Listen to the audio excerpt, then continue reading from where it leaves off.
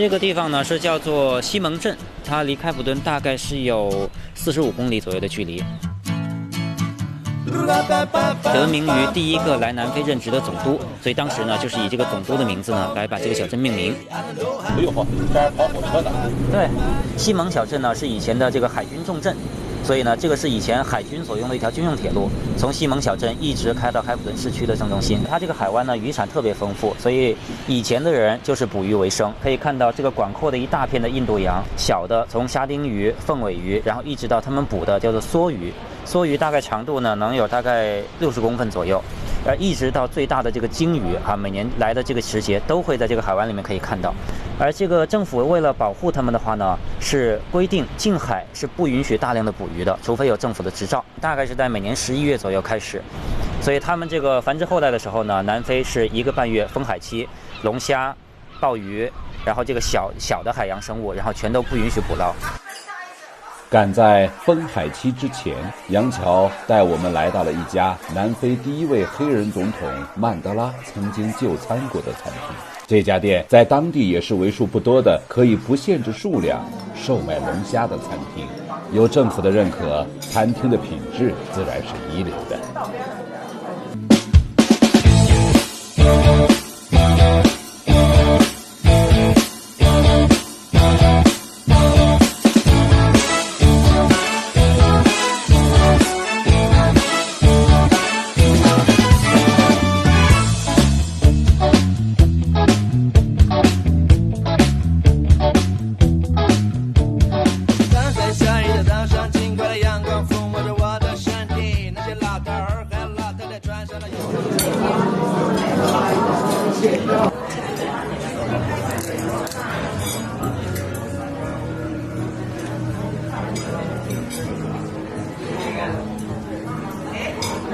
葡萄汁儿、苏打水和新鲜的柠檬汁，搭配龙虾，鲜香扑鼻。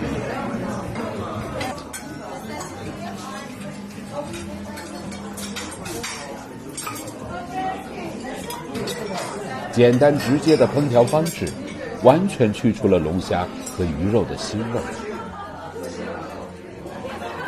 看着窗外嬉戏的一家人，面朝大海，品尝着他馈赠的美味，想象着我坐的也许就是曾经曼德拉先生坐过的位置。我给这一餐打满分。这个小镇的居民在这边生活也是非常悠闲，而且非常的开心，听着海鸥的叫声，甚至有时候这个海鸥跟鸽子就会跑到你这个餐盘里面来吃东西，这个完全不怕人。人与自然的和谐相处，这个是非常好的一个体现，身心能得到一个洗涤吧，可以这么说。9月的南非刚刚冬去春来，美味的小龙虾，缓缓驶过的小火车，午后海岸线上的大片青翠。在这个小镇，我找到了不是夏天也爱去海边的理由。